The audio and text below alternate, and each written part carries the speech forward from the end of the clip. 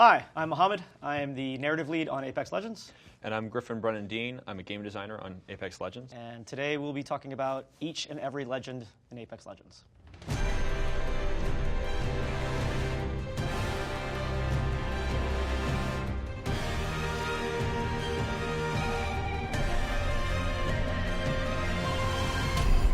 New season, let's go! Awesome!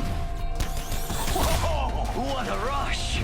Our first new character drop, his name is Octane. Octavio Silva. Octane's main thing is speed. We're bringing back Stim from Titanfall 2. Yeah. And we really liked the idea of the people running the gauntlet in Titanfall 2 and putting up the YouTube videos, and the way they did it was by launching themselves with a grenade blast. So, Octane's backstory is that he blew off his legs with a grenade blast trying to beat the world record at the gauntlet, and now he's got these like brand new Robo legs that make him basically be able to run fast. Yeah. And he uses Stim. He is 100% about the adrenaline rush more than anything else. He feels like someone who's involved in extreme sports. Yeah. He's much He's an more athlete. like he's an extreme athlete. He's an extreme athlete. Yeah. You go really fast when you use the Stim ability. He inflicts a little bit of health damage to himself, but his passive is that he regenerates health over time at a slow rate. He's got this little dialysis machine attached to him that's basically filtering his blood very slowly, filtering the Stim out of it. His ultimate is a jump pad that the whole squad can use, and you can bounce grenades off of it or other character abilities. So you can use it to launch yourself over enemy squads. You can use it to launch yourself up onto ledges and stuff, the way that you use a Pathfinder. My personal favorite thing is you can do things like bounce a Gibraltar bubble dome off of the thing, and wherever it lands, you follow. you can then, it will deploy and you can follow it. You can bounce jump pads off of jump pads and create chains of jump pads. Real men use iron sights. I use heavy artillery. Unlike previous characters that I've helped write, it was a strong black woman in the role, Yes, right? yeah. And I remember one of our audio guys told me, his sister was a Marine, and their whole family came from this very, very proud, just military background. And it was military super, service, super important to them. Yeah. Bangalore comes from a strong military background. Exactly. And she's actually ex-IMC, which I know is often considered the bad guys of the Titanfall universe. Yeah. But not from her point of view. From her point of view, she has a very proud military history, and I like that about her. You know what I mean? She's definitely a good guy. So my senior writer at the time hated Bangalore because you guys wanted basically a easy for beginners to understand, just soldier characters. So it was trying to solve a couple problems. It was trying to make a sort of meat and potatoes, straightforward soldier character. It was trying to solve a major offensive problem we had in our maps, which is how do I advance a squad against a defensive position over a large swath of open ground, where it's before Bangalore, you can charge, but you're just going to get hosed. A lot of people ask where the name Bangalore came from. There were two things that was influencing it. One is the Bangalore torpedo, and it found service clearing defensive structures like the barbed wire on the beaches of Normandy. The whole mechanical set for Bangalore came from the Punjab soldiers that served in the Indian arm of the British military during World War I. Those soldiers had to cross massive swaths of no man's land and all that stuff. And so smoke and the type of bombardment that Bangalore employs is what's called a creeping barrage. And so that's a barrage that you synchronize with a group of infantrymen where it lands about 50 to 100 yards out. Basically, your team needs to move with it to encroach on the other position. Yeah. I'm personally proud of what the team has accomplished in terms of the characters. Is that I feel like mechanically, writing-wise, animation-wise, in terms of voice acting, you're not just playing a mechanical set that has a personality. You are that character. Right. That combination of the determined tone and you're not going to knock me over, I'm going to knock you over. When you get shot at, you don't have to get hit, but when you're taking fire and you're running, you double time, you move faster. We implemented that to give people confidence to just close with people. And you can be under withering fire and just keep pushing no matter what. The smoke launcher allows you to advance your squad, and you can use that in a defensive role and an offensive role. It's highly flexible. It deals damage, and so the hit numbers can tell you how many occupants of a building there are. And then, of course, there's the bombardment. But to me, the whole thing ended up being very powerful as an entirety as well, because it ended up being an homage to African American regiments like the Harlem Hellfighters who fought during World War I, right? That actually was one of my inspirations. Yeah. Never forget the eyes of BLOODHOUND. Bloodhound's one of my favorites, actually. I am Bloodhound.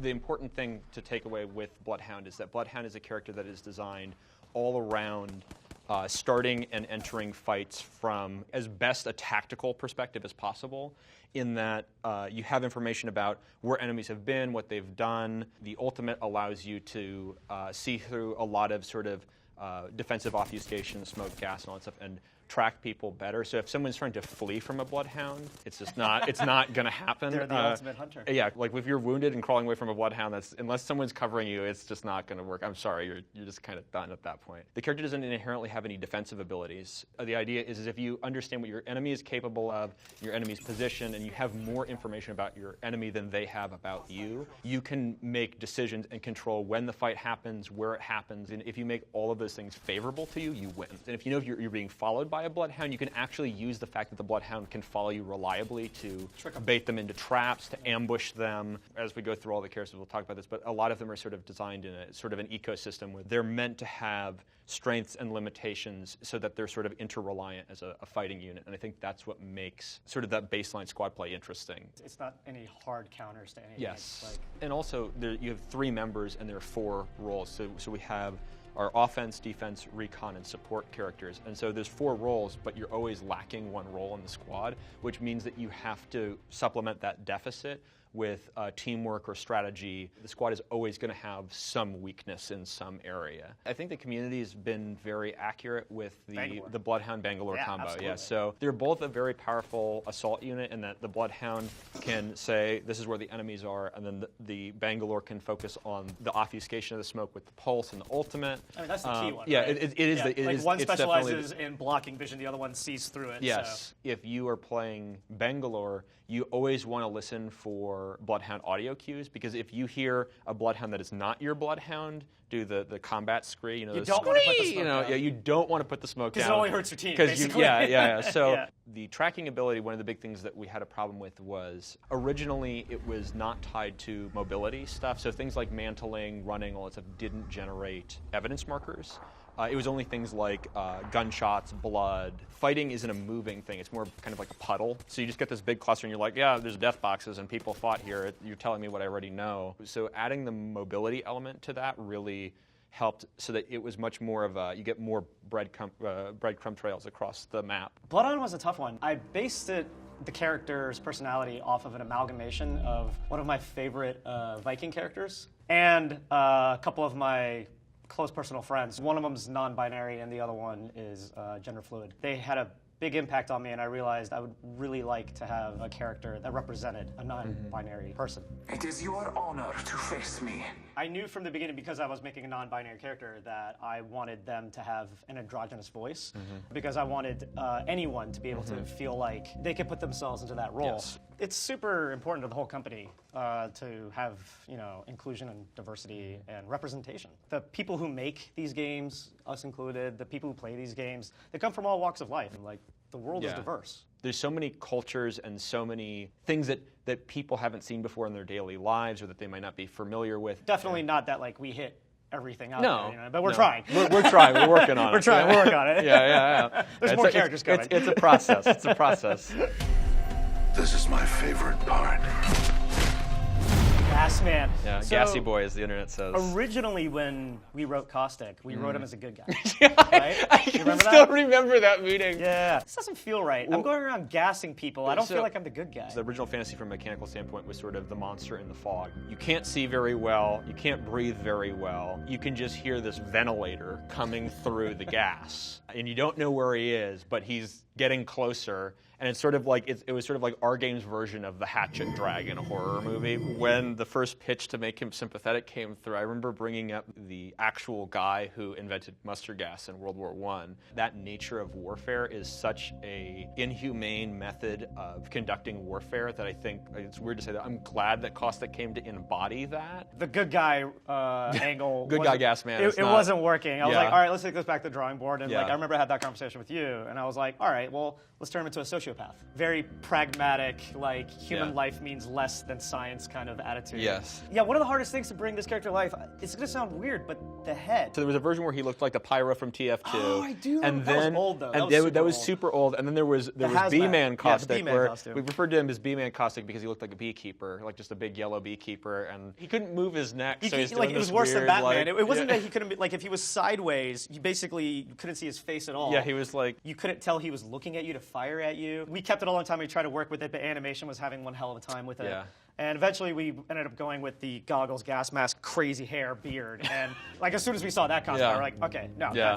that's clearly awesome. The biggest debate that we sort of had with him, more or less, is the gas affecting teammates. In some of our previous projects, we'd had team colored abilities and all this stuff where, this would be this color if it was good, and this would be this color if it was bad. And all stuff. From a simplicity standpoint, we tried to make it that all caustics are immune to all caustic gas. Everyone else is affected. We don't want team damage because that's not. It's a it's synergistic team game. Yeah. If your team is damaged, then Yeah. they have to stay away from you. In all games, including Battle Royale games and ours too, there's a lot of just learning that you need Yeah. to like for example, Yeah. the caustic gas tanks. Not a lot of people know this, but if you shoot the base, they go they're away. figuring it out. They're figuring it They're out now. figuring it Yeah, out, yeah. yeah. But in general, we don't like secret knowledge, and that was Yeah. that was one of those. Is like, how do I learn This, yeah. which gas is like the one that doesn't hurt me versus the one Yeah. that does? Yeah. I think it was just easier to be like, okay, well, I know if I go into this gas, it's going to affect me. Yeah. The whole Yeah. company plays the game constantly, every the single time. day at 4 o'clock. We play the game, whatever the latest working build is. Yes. And Yeah. like that's really the key to character balance and also likability. Like, Yes. finding out what characters like their personalities, like Caustic. Yeah. I mean, if we never played him, I would have never found out that personality, no matter how well written, didn't match the character. Yeah. Yeah. No. Yeah, animation. Once we were like, yeah, this is the monster in the closet. This is the evil guy Yeah. in the smoke. Yeah. Animation ran with it. Well, they went ham with on the Gladiator, like him holding up Lifeline's drone like this, like he's like giving somebody like a bag lunch almost. Like he's like, I brought this for you. Like I'm like a rock, but rocks don't hit back. Gibraltar. Gibraltar was one of the first characters. he was the first character. character. Yeah, the He first character probably Fortnite. went through the most visual changes, art style wise. He was very military Titanfall 2 Yeah. look, and like he's definitely kept a lot of like Yeah. that, just like with the packs on him and everything. Yeah. Once we decided we were making a character game and we wanted to like branch out into like more interesting characters than just Yeah. military characters. I named him Gibraltar, and I fought because for a while nobody thought that the name Gibraltar was like nobody will be able to remember that name. But I pushed for it, and I feel like Manny may have made him Polynesian initially because of the Rock of Gibraltar. I think it may have been a Dwayne "The Rock" Johnson reference. Right. For a while there was talk of him being Maori, there was talk of him being Samoan, and then we sort of decided that we wanted to sort of cover as many of sort of the Pacific Islands as possible. In and of itself, I think it's its own cultural continent that's not widely represented in many games, and so I think bringing it to this was just important. We don't just want it to be an accent or that sort of thing. Right. Like You don't want it to be just surface level comical. And so things like the Patu or Mirage Club, the Jade or Whalebone War Club, we sort of talked about things like the Haka and the significance of this because it's such a, I think, important part of those cultures and those warrior traditions and all of those things. Gibraltar is a warrior in a lot of ways. And speaking to matching, personality to gameplay, so that character is definitely a shield for the team, right? Yes. Like very protective of the team, Yes. and like so when my senior writer Manny went out to write him, he created this whole backstory about Ceres, which is the Search and Rescue. Yeah. Search and Acronyms. Rescue Association of Solace, which Solace is a planet. His parents grew up basically saving people, and when him and his boyfriend got into a motorcycle accident, his dad lost his arm to save him, and that really touched him. So when he grew up, you know what I mean, that stuck with him, and Manny even created a motto for this imaginary search and rescue organization, which is the shield to protect those in need. Yes. And that very much so matches Gibraltar's personality, right? Like he's a warrior, he's a fighter. Yeah. But first and foremost, personality. He's protecting He's a people. protector. He Yeah. likes protecting people. Yeah. Right. Over the course of the character's development, a lot of people drew parallels between Bangalore's bombardment and Gibraltar's bombardment. But I do feel like in the final shipping game, they fill two fundamentally different roles. Because it's meant to working with your with dome. your shield. So if you throw the bombardment and then drop the thing, you can do a hammer and anvil tactic where you can basically create an exclusion zone that pushes people away, and during that 15 seconds you Or can heal. pushes them into Or your yeah, shield. they have to pick. They have to pick one. Yeah. They either have to basically step into the ring or back off. Right, yeah. The character is a character that tries to maintain distance and spacing. It's very important for you to have like sniper battles because of the shield. You always like if they fire and you fire at the same time, they're going to hit your shield and break your shield, and you're going to destroy them. Yeah. Some people want to push with them, but you shouldn't actually. So Gibraltar and Caustic are both defensive characters. Yes. Yeah. Whereas Caustic wants you to come in close to him. Yeah. Gibraltar right? wants to keep you. Wants at to keep bay. you. Yeah. So the best way to play Gibraltar actually is as a long-range defensive character. You play backfield, and if if something goes wrong, you have tools for doing damage control. You can throw the bombardment out and block a zone where people are coming in.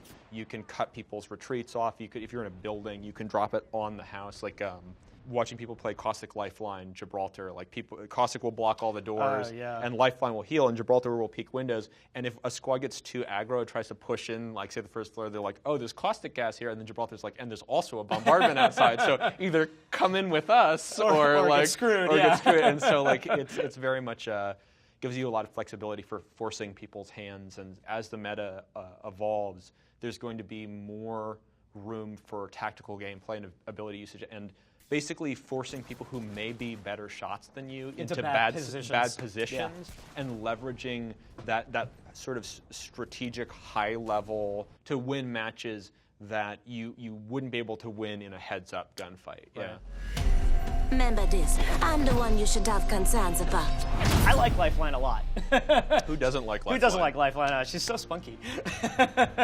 The drone. The drone came on by, and what if she's drumming on the drone, and the drone's like her friend? And I'm like, I love this. Lifeline having that thing to emote with just made it so much easier to kind of find the personality on the mocap stage. Yeah. A lot of times we have an idea when we go onto the mocap stage, and sometimes those ideas like come through 100%. Other times we find the character on the mocap stage. Yeah. The moment I remember very specifically in Lifeline's development was actually pretty late when the facial animations came in, because I feel like Lifeline is particularly expressive, and the one that I think of specifically is the legendary where she spins the healing syringe like a pistol and then catches it, and there's this sort of look of joy where she's like almost surprised. It's funny you mentioned that, because so all of our characters, we model them with a very blank expression, right? So for somebody like Caustic, it works, right? Yeah. Like you don't need a lot of facial animation to see the evil. But in a character like Lifeline, whose like voice is so like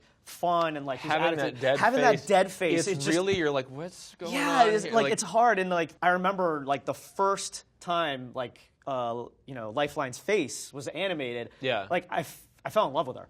I was like, she's so adorable. You don't see the whole thing come together until the very end. Something like those, for me at least, specifically those facial animations. And even like for a character that's so lighthearted, stuff like that, some of the executions are actually pretty dark. Yeah. But my favorite one is still the Doc Shock one where she pulls the cable off the drone and shocks the person. The look on her face when she turns and looks at the drone, and she's like, do it. She's just like, yeah, just do it. And it's so mischievous. It's amazing.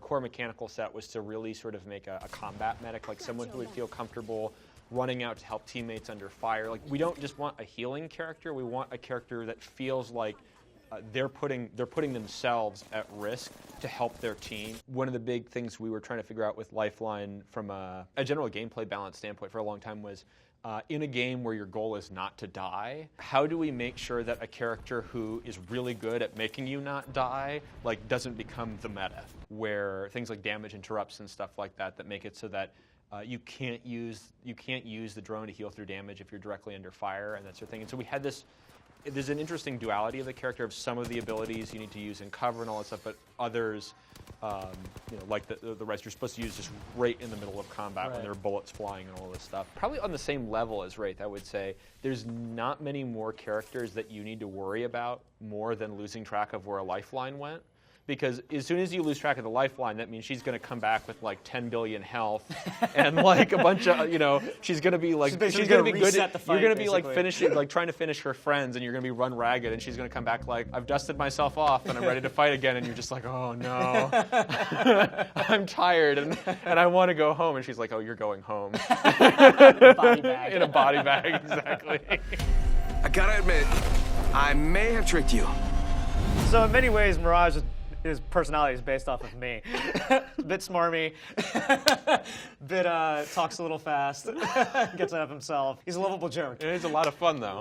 It is a lot of fun. Mirage was actually a bit vague, having holopilots of himself and like having fun with them. Yeah. And like, you know, kind of like joking with them and like, you know, just basically loving himself a lot. Yeah. Yeah. It's very vain. Even things like when he's in the menu and, you know, he's going like this, and then there's the wingman in his hand. He's like, oh, where did that come from?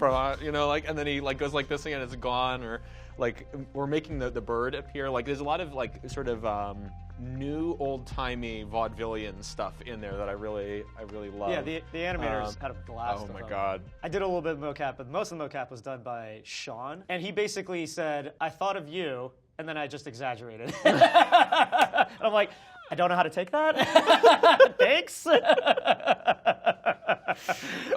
This battle royale is this weird fine line between like, you know, this show that's like all about like battle and fighting and everything, and then like Mirage comes in and he's just like, "What's up? I just want to look good." Yeah. His solo lines when everybody else in his squad is dead. He's like, and I'm still talking to myself. Yeah, so he's all the characters have to say everything just for game state stuff, but he's the only one that comments that he's alone and talking to himself. Just a minute till ring close, and I'm talking to myself. Fantastic. People don't often talk to themselves, right? Yeah, like yeah. Caustic was a little bit easy because, you know, he's a bit loony and it's not too hard to imagine he likes to hear his own voice. Yeah, but most of the other characters, it's like, okay, how do I say this without sounding weird? Because you're talking to yourself, like when the rest of your teammates are dead and you're playing solo. Yeah. Mirage was easy. Yeah, Mirage was he just almost breaks the fourth wall. Yeah, But basically, yeah, he's yeah. like, this is kind of silly. You know what I mean? I'm Yeah. talking to myself, but here I go. Yeah. But it fits his character. You know what I mean? Yeah. It fits perfectly. I think of all the characters, he probably has the most attitude. For anyone coming from Titanfall 2 who's familiar with the holopilot thing, Right. like once people see they're like, oh, that's the holopilot guy, there's a little bit of they've got their guard up. But anybody who's coming new into the experience doesn't understand that there's such a thing as a fake guy running around. Right. And so you watch a clip of like a guy like send a holopilot around a corner, and like a bloodhound, it was like a cat with a laser pointer, where it just like leaps off of a rock and like starts like trying to like bludgeon, and it just like disappears, and they're like. Well, And then, like, the best part is they're like, I got him. I obliterated. They don't realize it's fake. Yeah. So it's, granted, that's not going to happen much longer. yeah, you know what I mean? there's the learning curve. There's the but, learning like, curve. You know, Mirage is actually a great example of how we like to try and come up with like a 1 or 2 or 3 word descriptor for a character. The trickster, like the magician, who's like you know, the vaudevillian, like he's basically putting on a performance in like the holopilots and his personality and everything. Yeah. So like. Yeah, I just really feel that character like really came together really well. Yeah, no, it's awesome. Hey, that's me. Actually, from a personality standpoint, Pathfinder was pretty easy. He's very much Marvin 2.0 from Titanfall, and we knew that all we had to do was bring that character into this game and give him a voice. High five? The community loved the Marvins, these poor little worker bots that had like these like smiley faces and then emoted sad faces and like how they never got high fives. they never got the faction leader in Titanfall 2, the Marvin never got a high five. Yeah. Like we have to make a playable Marvin. Yeah. And he has to get a high five. Exactly, right? yeah. And like by force. By force, right? So like one of the first animations, and I mean very first animations we ever did was Pathfinder basically doing the grapple into the forced high five kill. And that animation, I'm pretty sure, is what spawned the idea of executions. Because we weren't even planning on having executions in this, because we didn't know how to incorporate them. Because in Titanfall 2, if you just went up behind somebody, you'd immediately execute them. Yeah. But we're like, well, that's really cheap in a battle royale. We're not going to do that. Pathfinder is an interesting character mechanically because Pathfinder gives you access to terrain and ground that you would not normally be able to fight from. And him making those superior positions available is extremely powerful. So it's readable. So you can very easily go like, this is where a Pathfinder has been. I see the squad moving right now. Like, they're not going to do any kind of like crazy wizard magic and wizard magic. He's got his mobility and stuff, which helps him in direct fights, but a lot of his abilities focus more on positioning and getting your squad to positions and selecting ground to fight from, more than the actual heavy lifting, like the way that Bangalore or Gibraltar does heavy combat lifting. It's much more sort of intro, outro. Like, he can get your squad out of a really bad situation, too. Yeah. And he can also, like, you know, scout what's up ahead and then come back pretty easily. Yeah. His ability, his passive ability of being able to see where circles are down the road. I think as the meta evolves and the meta shifts, pairing him with characters that want to know where the circle is as early as possible is really going to become, I think, an important combo. Because he's giving you tactical information and allowing you to get ahead of more offensive squads and prepare for basically the really aggressive Wraith, Bangalore, Bloodhound squads. And so I think there's a lot of power in that package. I love the concept art that they did where he's a window cleaning robot and he's got the mop, and in the reflection he's got the rocket launcher and all the guys holding up the signs, "We love you, Pathfinder." And I think it was Manny who was like, he's just a robot looking for purpose by participating in a blood sport. It seems like Marvin's do have a breaking point. Like the robot revolution. The robot revolution, overlords. Yeah, be nice to Pathfinder. He'll come get you. Maybe in another time or space, you killed me, but not this one. Wraith was one of the hardest characters. Ooh. Yeah. Oh my God. Like, when you guys finalized on the design of, it's a person who travels between 2 points in space, goes into the void, and she hears voices in her head. Yeah. I was like, how am I supposed to contextualize that? So Phase was a very contentious point on this project. Like, this character went through probably more iteration than I think any other character. Yeah, we restarted Wraith 3 times. When we were first experimenting with the concept of characters, we were pulling abilities from Titanfall 2.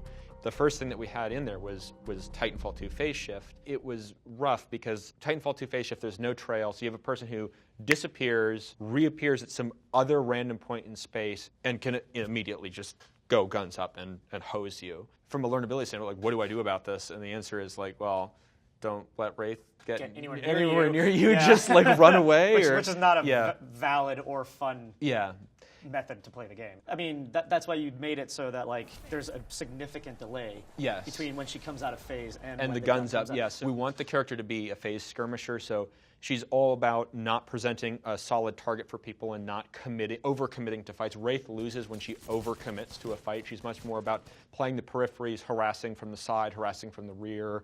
She's going to use it to either make lateral movements or cautiously aggressive movements where she might use it to go from like here to some cover up in front of her, but she's not going to go directly up into your face, pop into existence, and then just shotgun you.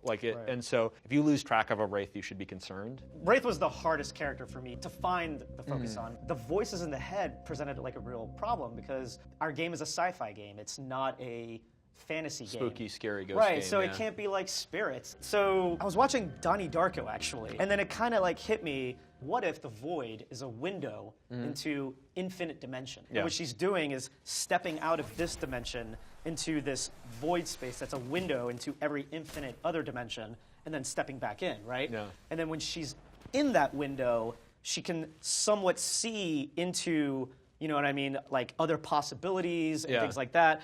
In the void, you see little ghost images of Wraith.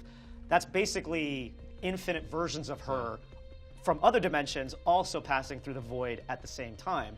And that's what the voices are. They're basically seeing through a window and warning you, like, hey, they see you.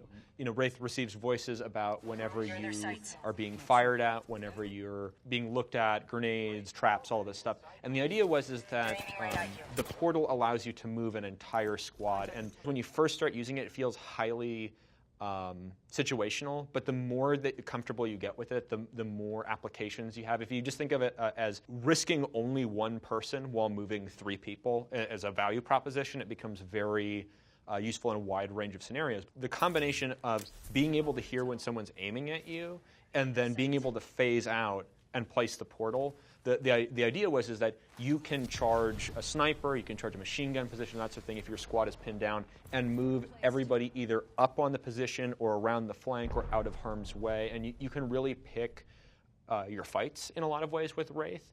And from a mechanical standpoint, she's actually kind of an interestingly selfless character in some ways, in that she's risking herself to save everybody else because she's the only person who is can actually move forward. can move forward and is fully aware of all the consequences of the situation. Right. It's funny you bring up using the ultimate and the tactical at the same time. Yes, yeah. Because this was one of the first characters we created, and that led to us changing our animation systems. Most of the time, we animate the hands like in the first-person view together, and since design wanted to be able to use the portal, but at the same time be able to activate the tactical, we needed to switch up our animation system, and it's a readability thing for the player as well. I can always learn that, like, okay, I'm using the tactical now, I'm using the portal. It just helps reinforce, like the UI and everything else when everything works together, actually. That's how you do it. He's definitely an aggressive flanker. I think he'll pair well with Wraith, Bangalore, Bloodhound. I think he's going to sort of fit into that heavy offensive mix. He's an offensive character, but he's not inherently a CQ character other than how you equip him with weapons and stuff like that. So he's much more about closing, flanking, running down fleeing squads. Like, he's very... his ability to rotate and maneuver is like the source of his power and introduce himself or extricate himself from situations. Most squads, because movement speed is relatively fixed, you have to play within a certain distance of each other for reasonable response time. He can move so quickly with his ability because he can use stim basically back to back. So like, he's sacrificing health every time he does it. Which is sort of part of that, in the spirit of sort of extreme sports, pushing yourself, like running in the red line. If you want to play him conservatively, because you're too scared about the stim takes a little bit of your health away, you can play him a little bit more defensively, like I do, actually. Which is, I don't stim into fights, actually. I usually stay with my team into fights, but if it gets hairy, I stim and get the hell out of there. But I've seen people who, like, are pretty confident in their shooting skills and aren't worried about taking damage. Basically, stim back to back to back to back to just, like, get in there, get the gun first, get the drop on people, shoot, and then hide in a corner and heal up. But super aggressive players are going to love Octane. I think it's going to present a real challenge to defensive players and how they're going to deal with them. But at the same time, if he gets too far ahead of his team. I mean, we'll see how the meta settles out, because I think it's going to introduce a lot of really exciting stuff. Like, we have an idea of what it's going to be, but you never know. Like, so we've been playing with Octane's abilities for probably about 6 months, but you just never know what happens until you get it out there into the hands of, like, millions of, like, expert players.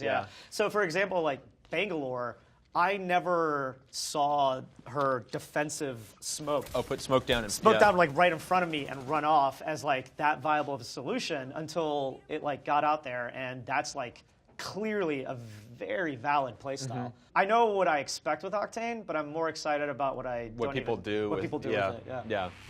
So that's all of our legends so far. We'll have more coming. Thank you so much for playing our game. Yes, thank you. It's been a surreal experience. Yeah, it's been crazy. We're hoping we had something good, but we really didn't know what we had until the community embraced it the way it has. So, thank you. Thank you for supporting us. And yeah, keep streaming because we love to watch.